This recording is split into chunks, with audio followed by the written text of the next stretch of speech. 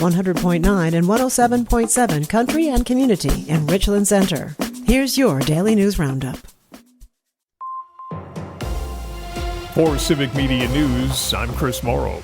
Green Bay City Clerk is resigning after duplicate absentee ballots were mailed before the April election in this month's primary.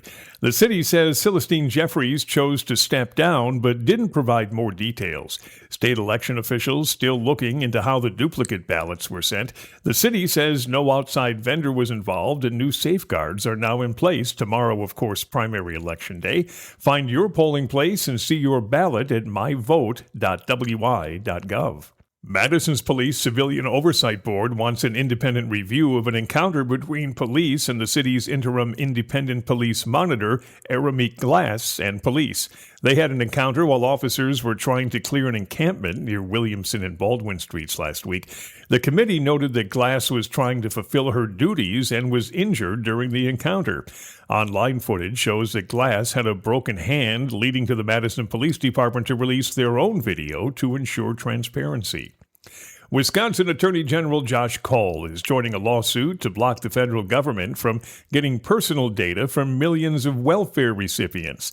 The case challenges a new rule that could let the government share information like Social Security numbers, addresses, and immigration status with other agencies. Supporters say that rule would help prevent fraud, but the attorney generals behind the lawsuit say it goes too far and threatens sensitive information. A Wisconsin man advocating for disability rights in Madison, Carl Scholze, traveled for 11 days by wheelchair from his Fox Crossing home to the state capitol, highlighting the importance of Medicaid for people with disabilities. He wants to bring more attention to Medicaid cuts made by Congress and called for bipartisan support to expand the health care program. And that's your state news. Chris Morrow for Civic Media News.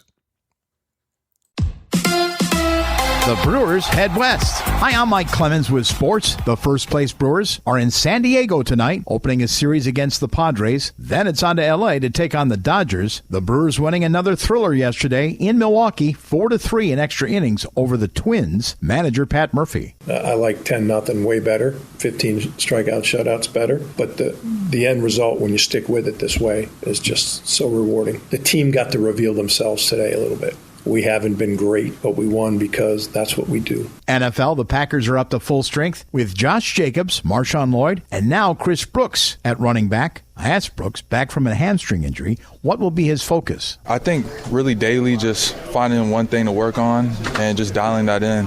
When I'm focusing on that, I think each day that just gets better. And tributes pouring in for Hall of Fame head coach Don Nelson, who led the Milwaukee Bucks to 7 straight division titles. Nelly was 86 years old. With sports, I'm Mike Clemens. It is going to be mostly sunny with a high in the low to mid-80s today. Tonight, partly cloudy, a shower or two possible with a low into the low to mid-60s. Tomorrow, scattered showers and thunderstorms, otherwise partly to mostly cloudy in the upper 70s to low 80s. I'm meteorologist Sean Cable. That's your news roundup for Richland Center from WRCE and WRCO. Find more news anytime at WRCO.com and WRCE.FM. Subscribe to this podcast on Spotify, Apple, or wherever you find your podcasts.